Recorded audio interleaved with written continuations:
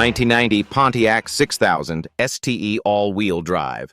This all-wheel drive version of the Pontiac 6000 was GM's bold attempt to take on sporty European imports like Audi and BMW. On paper, it had the right ingredients: digital gauges, a rally-inspired suspension setup, and all the right 80s-era marketing buzz. It was pitched as a tech-forward, performance-oriented sedan for the American driver who wanted a little Euro flair. But in reality, it missed the mark. The AWD 6000 was heavy, underpowered, and pricey.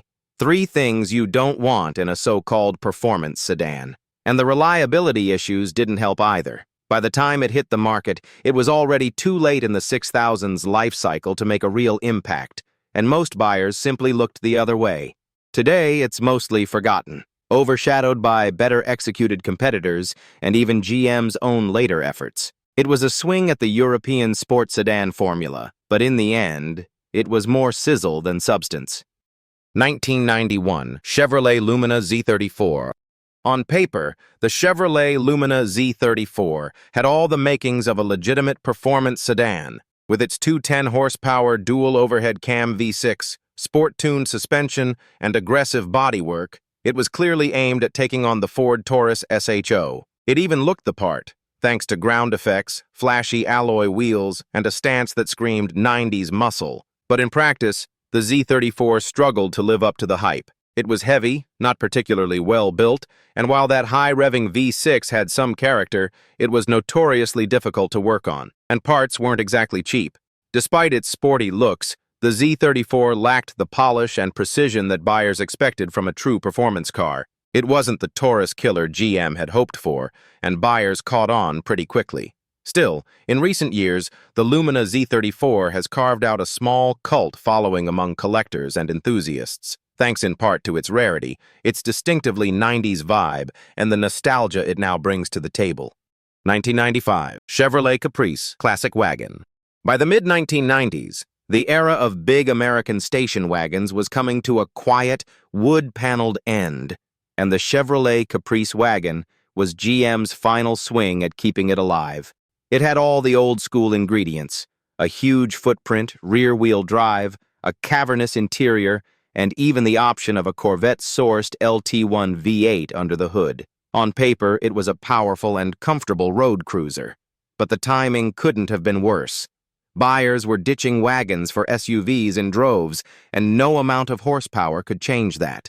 The Caprice wagon felt dated the moment it hit showroom floors. Its bulbous styling didn't help, and the plain, uninspired interior only reinforced that it was a holdover from another era. Sales were dismal, and GM pulled the plug not long after. With it, the full-size American station wagon quietly disappeared from the market, leaving behind a legacy of long road trips, faux wood paneling, and a big V8 rumble most people didn't realize they'd miss. 1990 Geostorm. The Geostorm was GM's budget-friendly stab at delivering a sporty, compact coupe, without actually investing in building one themselves. Instead, they turned to Isuzu, borrowed the platform, tweaked the styling just enough to stand out, and called it a day. To its credit, the Storm had some quirky charm. The design was eye-catching for the time, and it handled surprisingly well thanks to its lightweight setup. But that's pretty much where the praise ends. Under the hood, it just didn't have the muscle to back up its looks. Build quality was mediocre, and the car never quite captured the long-term attention of enthusiasts. The Storm was supposed to ride the early 90s tuner car wave, but it never really gained traction.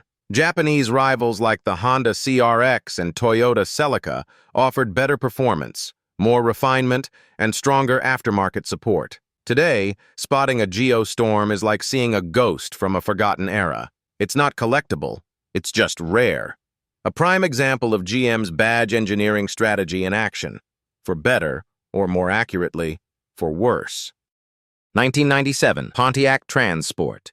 They called it the Dustbuster van, and once you see it, you'll understand why. The first-generation Pontiac Transport looked like something straight out of a sci-fi flick. With its long, sloping windshield and futuristic wedge-shaped body, it was bold, it was different, and it was kind of a mess. While the exterior definitely turned heads, the inside told a different story. Space was tighter than expected, and the ergonomics left a lot to be desired.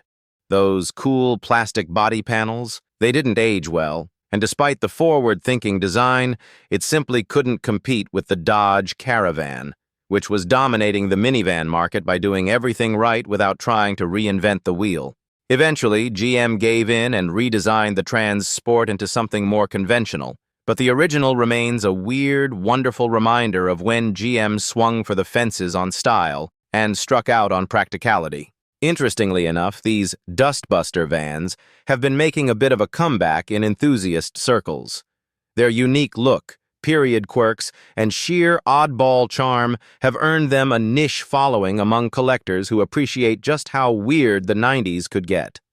1991 Saturn SL1. Saturn entered the scene with a bang and a bold promise to revolutionize the car industry. It wasn't just about building cars differently, it was about selling them differently too. No haggle pricing, a friendly dealership experience, and American-made small cars that could take on the imports. But when it came down to the actual cars, like the early SL1 sedans, reality didn't quite match the hype. Sure, they were affordable and came with those famous dent-resistant plastic body panels, but under the hood, they were underpowered, and inside they felt cheap. The materials and build quality just didn't stack up against what buyers were getting from Japan. Even Saturn's unique dealership experience couldn't make up for the fact that the product itself just wasn't evolving fast enough. While the brand built a loyal fan base, the early models quickly started to feel dated. They lacked refinement, features, and the polish that shoppers came to expect, even in the economy segment. What started as a bold new idea gradually faded into the background. Saturn didn't collapse overnight. It slowly lost relevance until GM pulled the plug entirely. But it'll always be remembered for trying to do things differently, even if the cars themselves didn't quite live up to the mission. 1994 Cadillac Seville STS Northstar. The Northstar V8 was supposed to be GM's big leap forward, a technological showcase that would take Cadillac into the future. On paper, it had everything: smooth, high-revving performance, refined power delivery, and the kind of advanced engineering you'd expect from a luxury flagship. And when it debuted in cars like the Seville STS, it really did feel like GM was onto something. But reality didn't quite match the promise. As impressive as the Northstar was in theory, in practice it became infamous for one big issue: head gasket failures. And we're not talking occasional problems. This was a widespread and expensive problem that tanked owner confidence. Add in some electrical gremlins, complex cooling systems, and pricey repairs, and that dream of European rivaling luxury started to crumble. The Seville itself was a strong effort: sharp handling, packed with tech, and a serious attempt at taking on imports like BMW and Mercedes. But the Northstar's complexity ended up being its Achilles heel. It was a brilliant concept that just wasn't quite ready for the long haul. GM shot for the stars with Northstar, but in the end, they couldn't quite stick the landing. 1992 GMC Typhoon. The GMC Typhoon was one of the wildest vehicles General Motors ever put on the road, a high-performance SUV before that was even really a thing. Based on the compact Jimmy, the Typhoon came packed with a turbocharged V6 engine borrowed from the GMC Cyclone pickup, along with full-time all-wheel drive. The result? A 0 to 60 time that embarrassed some of the biggest sports car names of the early 1990s. It was faster than a Corvette, a Porsche 911, even a Ferrari 348, seriously. But as thrilling as it was off the line, the Typhoon was also a weird proposition. It was expensive, around 30 grand when new, which was a hefty sum at the time. And while it looked like an SUV, it wasn't really a practical one. The cabin was tight, the ride was stiff, and maintenance? Let's just say turbocharged, all-wheel drive trucks weren't the easiest things to live with in the GM lineup. Ultimately, the Typhoon was more of a statement than a solution. It said, yeah, we can do this, but didn't make a convincing case for why anyone actually needed a hot rod SUV. As a result, it sold in small numbers and was quietly retired after just a couple of years. Fast forward to today, and the Typhoon is a cult classic, rare, revered, and finally getting the appreciation it didn't quite get in its own time. It was ahead of the curve, even if most buyers weren't ready to follow it. 1990 Chevrolet Beretta GTZ. The Chevrolet Beretta GTZ was GM's attempt to throw down with the sporty imports of the late 80s and early 90s. On paper, it had the goods. A high-revving quad-4 engine from Oldsmobile making up to 180 horsepower, a proper 5-speed manual transmission, sport-tuned suspension, and aggressive styling that made it look ready for a backroad blast. It had the makings of a real contender in the front-wheel drive coupe scene. But then you drove it, and lived with it, and reality set in. The engine, while powerful for the time, was rough and noisy. Interior quality was a letdown, with cheap plastics that creaked and groaned even when new. The build quality didn't inspire long-term confidence, and over time, the GTZ started to feel more like a disposable performance experiment than a serious rival to imports like the Honda Prelude or Toyota Celica. Sure, the Beretta GTZ could be a lot of fun when everything was clicking, but it lacked the refinement and overall cohesion of the competition. GM wanted to build an affordable American alternative to the sporty coupes from Japan. But, in the end, the GTZ just didn't have the staying power.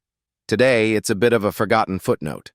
A car that showed promise, but ultimately reminded us that performance isn't just about horsepower and handling, it's also about quality and longevity. 1998, Oldsmobile Intrigue. The Oldsmobile Intrigue was meant to be the car that turned everything around, a bold step into a new era for a brand that had lost its way. With sleek, understated styling, a refined twin-cam V6 under the hood, and a suspension tuned for a more European feel, the Intrigue was GM's attempt to inject life back into Oldsmobile. And to its credit, it wasn't a bad car at all. It drove well, looked modern without being flashy, and had a level of handling and composure that stood out in GM's mid-size lineup at the time. It even got a cool name, Intrigue, that suggested something different, something forward-thinking. But timing is everything, and the Intrigue showed up too late. By the time it arrived in the late 90s, buyers had largely written Oldsmobile off. Years of uninspiring products, shifting identities, and lackluster marketing had eroded the brand's relevance. GM's own internal confusion didn't help either. Oldsmobile was being reinvented just as the decision was being made to slowly phase it out.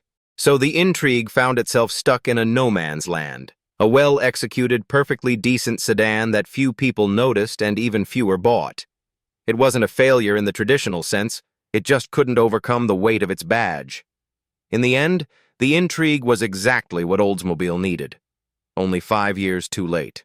It's remembered today not for what it did wrong, but for being a good car caught in the wrong place at the wrong time.